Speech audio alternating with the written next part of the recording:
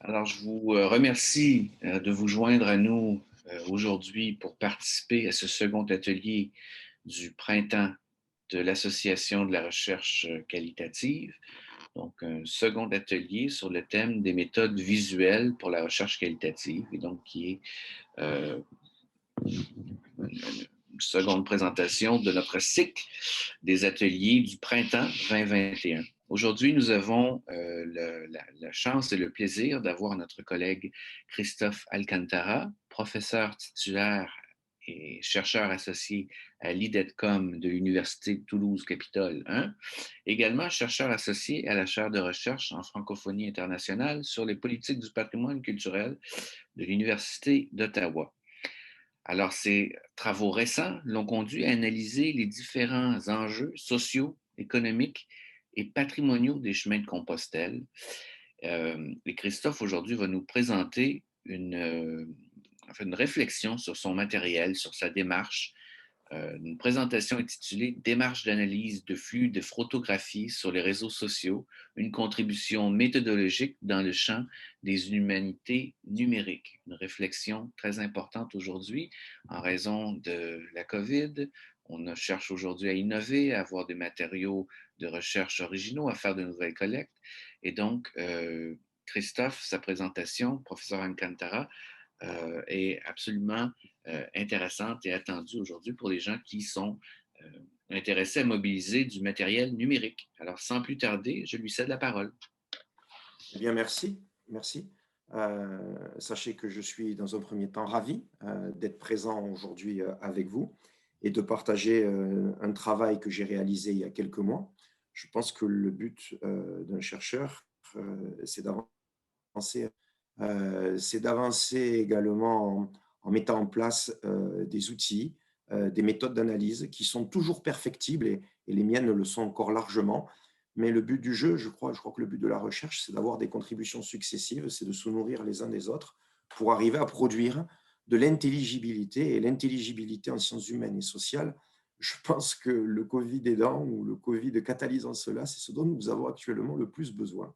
Ceci étant vu, si vous le voulez bien, je vous propose de partager un écran qui va nous permettre de suivre à travers un PowerPoint le cheminement qui va être le nôtre pendant cette présentation. Alors, si vous le voulez bien, j'ai appelé donc mon propos démarche d'analyse de flux de photographie sur les réseaux sociaux, contribution au fond heuristique ancrée dans les humanités numériques. Ma question de départ, au fond, c'est de se dire comment proposer une méthodologie hybride qui associe corpus volumineux propre au digital et démarche qualitative. Donc, après une introduction, on va planter un peu le décor, si vous me permettez l'expression. Nous aborderons ensemble le régime de la photographie, la méthodologie hybride ancrée dans mon approche qualitative. Et si vous le voulez bien, l'idée ensuite, c'est de sortir du cadre théorique pour montrer comment j'ai fait fonctionner cela à travers un exemple précis, en l'occurrence les traces compte Instagram de pèlerins qui accomplissent le chemin vers Saint-Jacques-de-Compostelle. Et je me permettrai de vous laisser indicative et je me propose bien évidemment de faire passer par l'intermédiaire de mon collègue et ami Jonathan Paquette ce PowerPoint de la présentation. Alors, en guise d'introduction, voyons ensemble, si vous le voulez bien, quelques éléments contextuels. Prenons de Facebook. Facebook, à l'heure où l'on se parle, c'est à peu près 1,8 milliard d'utilisateurs actifs au quotidien. C'est à peu près 4 millions de likes par minute, mais surtout 350 millions de photos publiées chaque jour et plus de 250 milliards de photos stockées sur les pages de Facebook, sur les profils des uns et des autres. On pourrait… Seulement, Pardon? est-ce que tu partages en ce moment ta présentation? Oui, et vous ne la voyez pas? On ne la voit pas en ce moment. Ah, excusez-moi. Alors, attendez, je reviens en arrière. J'ai fait pourtant partager. Hop, hop, hop. Et là, excusez-moi. Est-ce que vous la voyez là? Photo de Gmail. Et là, vous la voyez? Oui. Ouais. Très bien. C'est bon? Ah, je suis désolé, excusez-moi. Donc, ma question de départ, comment proposer une méthodologie hybride qui associe corpus volumineux propre quantitative. Et donc, dans l'introduction, nous allons voir successivement des éléments contextuels, une approche systémique entre flux et stock et surtout quelle a été mon intuition de départ. Donc, les éléments contextuels, Facebook, 1,8 milliard d'utilisateurs, 350 millions de photos publiées chaque jour. L'exemple d'Instagram, qui est vraiment le réseau social centré sur la publication de photographies. Il représente, à l'heure où on se parle en 2021, 1,2 milliard d'utilisateurs, plus de 50 milliards de photos publiées depuis son lancement en 2010 et en moyenne une centaine de millions de photos publiées chaque jour. Donc, on voit bien que l'image digitale, un langage ou plus simplement un moyen de communication. 1992, l'image est plus contagieuse, plus virale que l'écrit. Et ceci explique aussi le succès de son expansion sur le web, puisque le web produit une écriture multimédia, où le texte est régulièrement associé à l'image, mais également à la vidéo. Et donc, mon propos, moi, était de me focaliser sur la photo, qui est très présente sur mon terrain d'études des pèlerins. La photo, avec le développement du numérique, est totalement ancrée dans notre quotidien. On l'a tellement intégrée que nous n'y faisons plus attention. Nos smartphones, nos téléphones portables, nos téléphones mobiles ont intégré totalement la fonction photographie, qui est aujourd'hui la deuxième fonction la plus utilisée après l'utilisation même du téléphone portable. Fort de cela, on voit bien que les masses d'informations qui sont publiées chaque jour sur le web constituent des flux.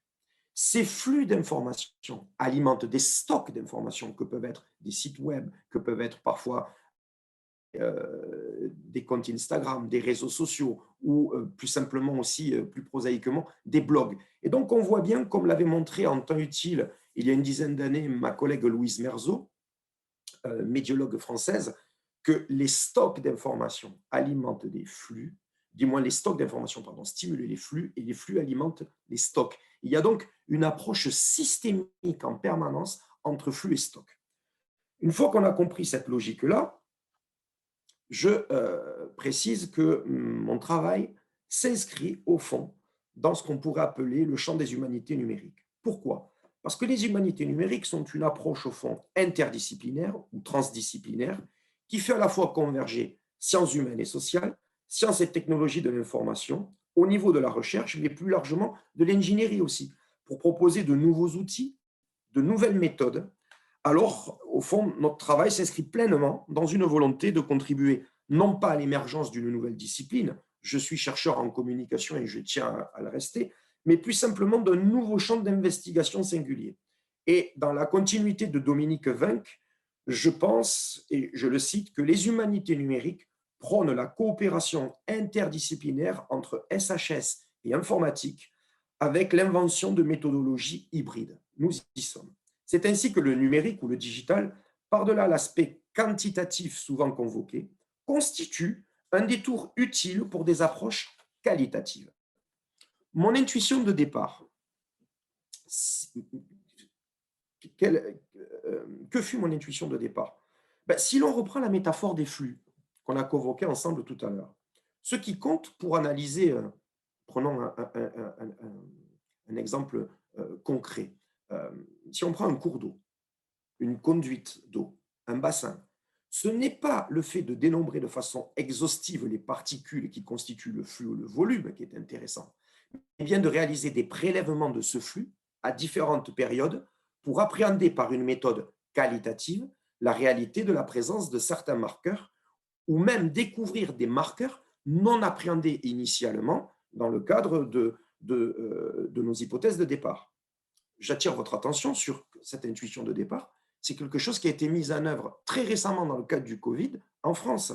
Pour l'anecdote, c'est par l'analyse du flux des eaux usagées que les pompiers de Marseille anticipent de façon très fine les pics de contamination à la Covid, par exemple. Donc, c'est à partir d'une telle intuition que j'ai cherché à mettre en œuvre une méthode d'analyse empirique de gros corpus de photographie dans le cadre d'un long travail de terrain auprès des pèlerins de Compostelle. Donc, mon propos se veut heuristique, c'est-à-dire que je souhaite identifier et mettre en œuvre des procédures de recherche empirique qui permettent d'appréhender de larges corpus photographiques. Rappelons le propos d'Eric Schmidt, à l'époque directeur de Google France, je le cite en 2003, il disait « Si l'on numérisait toutes les communications et les écrits depuis l'aube de l'humanité jusqu'en 2003, il faudrait 5 milliards de gigabits pour les mettre en mémoire. Aujourd'hui, nous générons ce volume d'informations numériques en 2 jours. On voit bien que le digital, couplé aux enjeux des humanités numériques, font que nous devons reconsidérer notre façon d'appréhender nos corpus. Les stocks de photos générés par des flux périodiques au cours du périple ou à l'issue d'un périple sont un ordre, en l'occurrence sur mon terrain des pèlerins de Compostelle, qui dépasse largement les capacités d'analyse d'un chercheur qui se conformerait éventuellement à une étude sémiologique classique. Et dans la continuité des travaux fondateurs de Barthes sur la sémiologie, en 1964, je le cite, celui-ci déclare que la sémiologie est le seul moyen de commenter, il déclare que le seul moyen de commenter une image reste de créer un texte sur elle. Or, dans mon cas d'espèce, un groupe de 15 pèlerins, dont 15 comptes Instagram, a produit plus de 3950 photos analysables sur Saint-Jacques-de-Compostelle. 15 pèlerins, 3950 photos. Ce simple exemple, issu de mon corpus, témoigne de l'utilisation exponentielle de la photographie numérique et des obstacles que cela génère sur un plan de la logistique et de la faisabilité, indépendamment de toute considération scientifique. C'est à partir de ce premier constat que je pense qu'il est indispensable d'innover dans la façon d'hybrider des méthodes et des outils pour aboutir à une forme d'intelligibilité sur de larges corpus qui se dessine de plus en plus grandement dans le digital. Fort de cela, quel est au fond le régime de la photographie? Le numérique est un exemple du fait que la photographie est une pratique d'amateur qui traverse notre société, qui modifie notre regard au monde et aux choses. Bourdieu qualifiait la photographie d'un art moyen, et cet art moyen est un phénomène de société, dopé par le développement exponentiel du numérique et plus particulièrement des réseaux sociaux. Initialement, la photographie est analysée historiquement par l'approche sémiologique de l'image, développée par Roland. Au fond, qui est une modélisation sémiologique de la photographie en termes au fond de dénotation-connotation. Les premiers travaux fondateurs de Barthes, dénotation-connotation. La sémiologie nous permet de fixer l'axiome de l'intentionnalité de l'auteur d'une photographie. Mais plus que le langage et l'articulation, au fond, entre signifiant et signifié. En effet, l'image est souvent facile à comprendre, accessible au plus grand nombre. On pourrait à minima définir une photographie, je cite Barthes, comme un rapport d'une nature et d'une culture. Ce rapport est à la fois constitué par un message littéral et un message symbolique.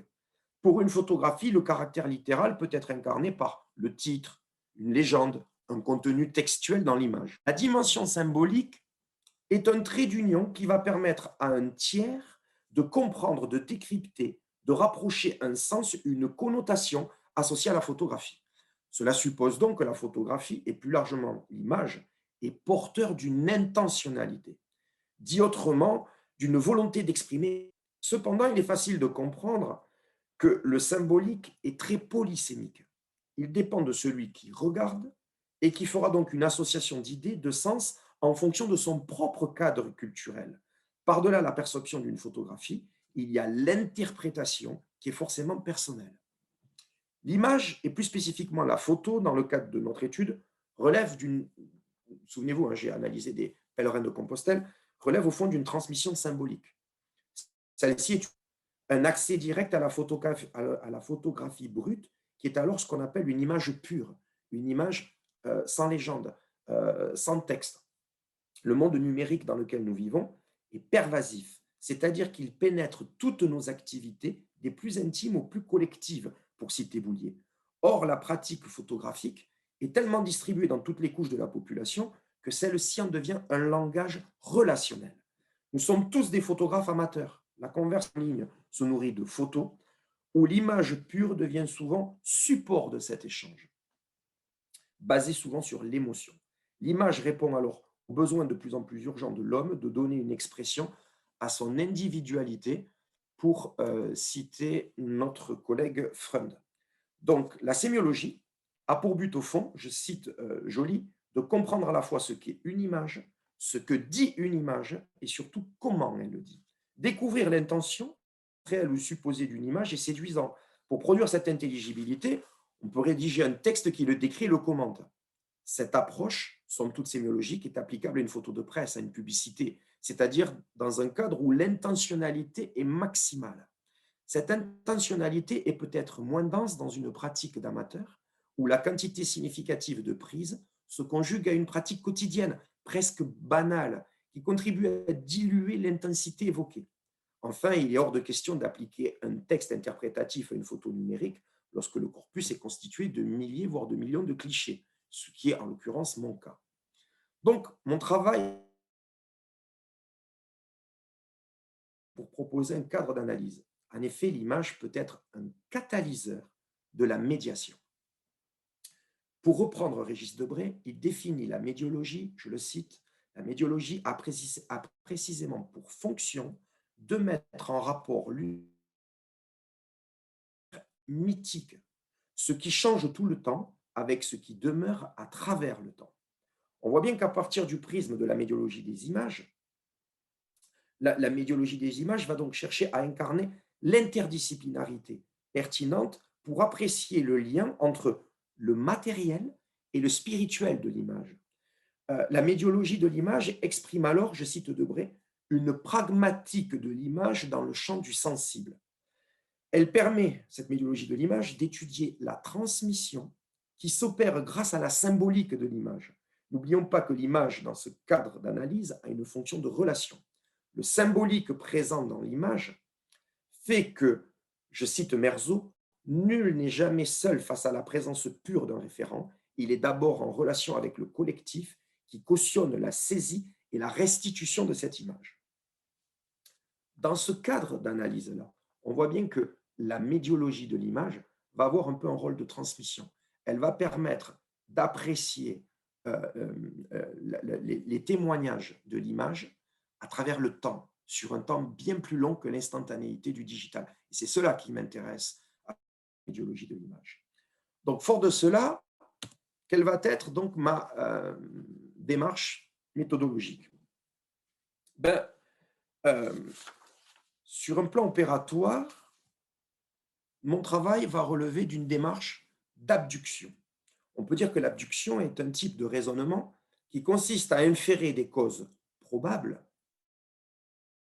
Il s'agit d'établir une cause la plus vraisemblable à un fait constaté et d'affirmer à titre d'hypothèse que le fait en question résulte de cette cause.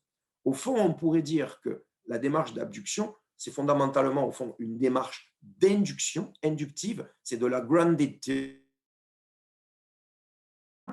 Et ce terrain va permettre de monter une forme de généralité. Si ce n'est que l'induction va chercher à produire des lois empiriques, l'abduction va plutôt chercher à être dans une démarche interprétative, ce qui va être plutôt mon positionnement. Donc, au fond, ma démarche consiste dans l'élaboration d'une interprétation de la situation dans laquelle se trouvent les cas particuliers. En l'occurrence, pour moi, des pèlerins ou des gens qui font du tourisme alternatif sur les chemins de Compostelle. Donc, la différence entre généralisation et interprétation apparaît précisément grâce à l'analyse des photographies. Je vais donc associer une analyse d'un large corpus photographique à des entretiens, je vais coupler ça, à des entretiens compréhensifs qui vont me permettre de dresser des portraits sociologiques et permettre ainsi de comprendre et d'interpréter les intentions des acteurs publiant sur les réseaux sociaux. N'oubliez pas que derrière une photo, il y a une intention. Et l'idée, c'est d'arriver à saisir cette intentionnalité. Donc, pour pouvoir appréhender cela dans cette globalité, je vais convoquer, deuxième point, de l'ethnométhodologie, qui va être le cadre de la sociologie compréhensive, qui va me permettre de dresser des portraits d'usagers et qui sera au fond le cadre de mon approche qualitative. Donc, si vous me le permettez rapidement, rappelons brièvement que la sociologie compréhensive fait appel à l'ethnométhodologie qui fait référence aux travaux fondateurs de Garfinkel. Et pour conduire des entretiens longs permettant de produire une réflexivité du renseignant et convoquer ce que l'on appelle en ethnométhodologie son savoir profane, pour parler comme Garfinkel, il est nécessaire que le chercheur soit imprégné du cadre culturel ou du cadre d'expertise du renseignant, afin de solliciter au mieux sa réflexivité et s'affranchir de discours relevant souvent d'un conte autobiographique. Dans un premier temps, on va chercher à produire une fiction. Et parce que le chercheur s'est imprégné de l'univers dans lequel opère le renseignant, on va rentrer avec lui dans l'aide à la réflexivité pour qu'il produise une réflexivité qui lui soit propre et s'affranchir du discours de cohérence de façade pour comprendre ses points de force, ses points de rupture, éventuellement ses contradictions. C'est ça qui est intéressant à analyser. Alors, cette acculturation indispensable du chercheur lui permettra également de verbaliser et de procéder à un classement par ressemblance à l'aide de mots-clés, mobilisant une production de sens par attentionnalité, c'est-à-dire de la part de celui qui regarde, sur le corpus photographique. La photo brute est donc un point de départ ou un classement par itération successive d'une verbalisation par des ensembles de mots-clés. En gros, nous allons taguer des photos à partir d'un champ lexical défini qui va s'affiner au fur et à mesure que l'on va également conduire des entretiens. Sur un plan opératoire, dans le cadre de mon travail de recherche, j'ai récupéré puis stocké 3950 photographies publiques issues de 15 comptes Instagram animés par des pèlerins ayant effectué le chemin de Compostelle dans les 12 derniers mois et entretenant un compte dédié à cette pérégrination vers Compostelle. J'ai sélectionné les 15 comptes les plus visibles au moment de l'étude et j'ai sélectionné ensuite des images pures, c'est-à-dire sans légende ni commentaires associés. Donc, à partir d'un champ lexical large, purement descriptif au départ, j'ai tagué des photos pour produire des sous-ensembles avec plusieurs mots-clés. Là, je vous ai donné un exemple. J'ai utilisé donc à l'époque, maintenant on est un peu plus perfectionné, je vous en parlerai après, mais à l'époque, j'ai utilisé le logiciel Bridge qui fait partie de la suite Adobe pour classer des photos. Et j'ai commencé par classer des photos en fonction de ce que je voyais. En l'occurrence, là, je vous ai montré un exemple, c'était des photos qui étaient classées dans l'ordre du selfie. Voilà, le selfie. Donc, il y avait, et en même temps qu'il y avait du selfie, il y avait des photos qui étaient liées à du paysage, à l'ombre des pèlerins, des monuments religieux, de la foule, des écrits religieux, des poses de pèlerins. Voilà, il y avait comme ça tout un ensemble de mots-clés. Et par itération successive, ça nous a permis d'aller un peu plus loin. Donc, j'ai ensuite mis en tension ces photographies qui étaient dans des espaces publics, des espaces accessibles. J'ai jamais, on abordera l'éthique du chercheur après si vous le voulez bien, mais j'ai à aucun moment analysé des photos qui relevaient d'espaces privés. J'ai toujours utilisé des photos relevant d'espaces publics partagés par les Instagrammeurs. Et bien évidemment, je m'identifiais comme étant à chaque fois un chercheur. Donc, j'ai ensuite mis en tension ces photographies avec les portraits d'usagers et les productions réflexives des enseignants pour donner au fond une clé d'interprétation qui, de fait, bien évidemment, engage et le chercheur et le renseignant. C'est le propre même d'une démarche ethnométhodologique et d'une sociologie compréhensive.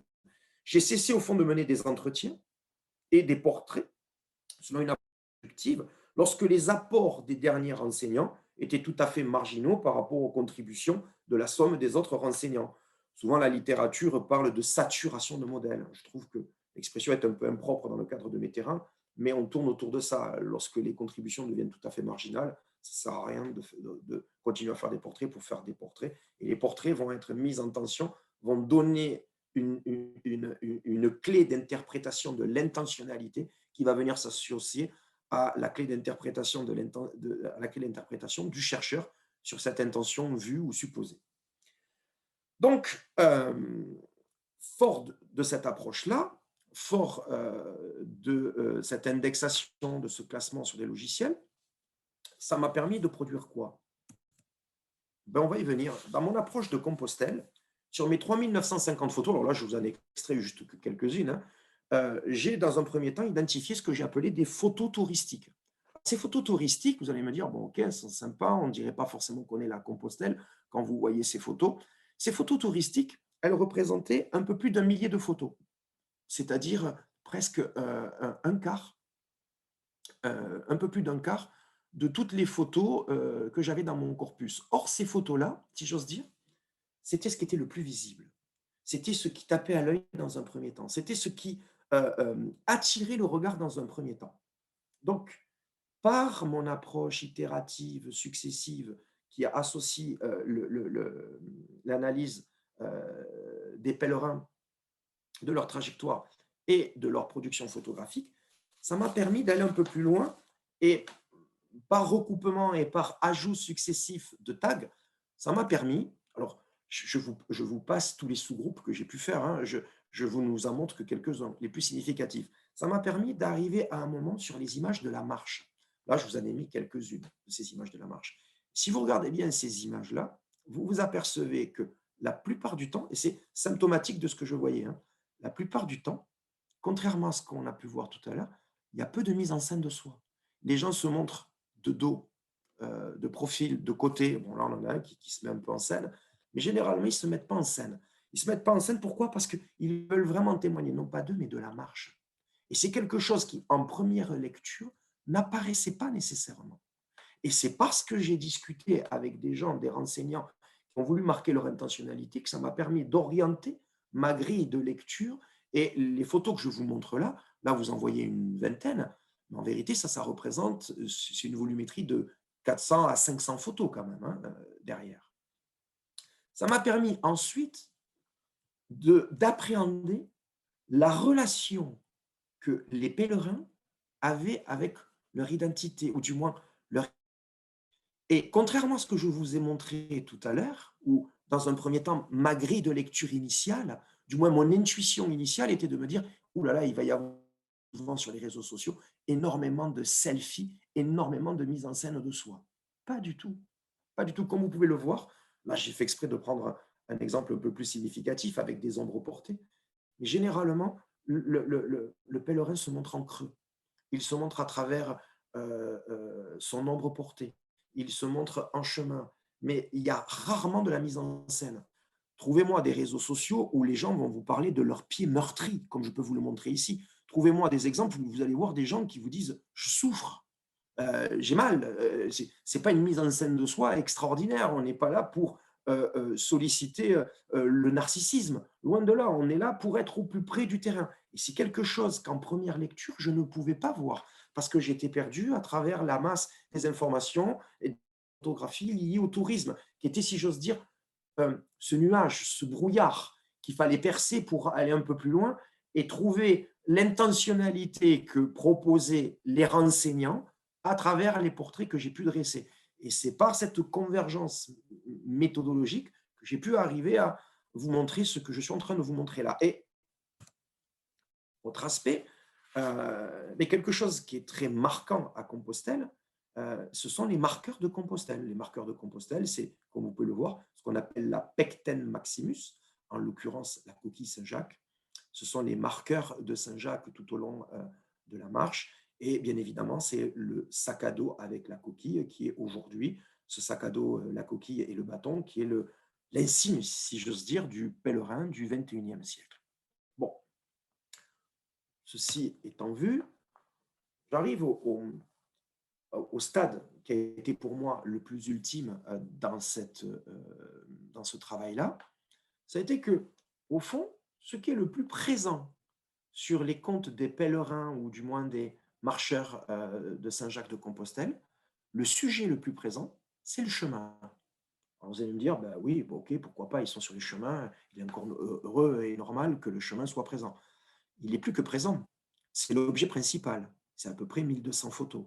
Et le chemin est toujours vu, soit au plus près, comme on peut le voir là on est vraiment au ras du sol, soit dans une perspective, ici comme on peut le voir, qui s'étend quasiment sur l'infini, pour montrer que le chemin est quelque chose qui conduit, qui habite, qui accompagne. Et lorsque j'ai interrogé en parallèle mes pèlerins à travers mes entretiens compréhensifs et ma démarche qualitative, ils m'ont mis en perspective le chemin, et ils me l'ont mis en perspective de telle sorte que, contrairement à ce que je pouvais croire initialement, ou du moins me représenter initialement, Saint-Jacques-de-Compostelle, c'est-à-dire le sanctuaire, n'est plus aujourd'hui le but. Le but aujourd'hui, c'est le chemin. C'est ce que je suis en train de vous montrer. Le chemin est le but. Le chemin n'est plus le moyen, le chemin est le sujet et c'est le but. le chemin qui permet aux uns et aux autres de cheminer. Certains vont appeler ça, c'est lié à leur foi, leur principe religieux, ultra minoritaire, hein, moins de 20%. Les autres sont vers une quête spirituelle, vers une forme de rapport vertical qui n'arrive pas comme ça en première lecture, mais qui arrive à l'issue de ces itérations successives. Et lorsque j'ai compris le sens de ces milliers de photos que représentaient les chemins, et que j'ai interrogé, bien évidemment en parallèle, mes renseignants, je me suis aperçu que l'enjeu fondamental pour eux, c'était d'exprimer une forme de sacralité.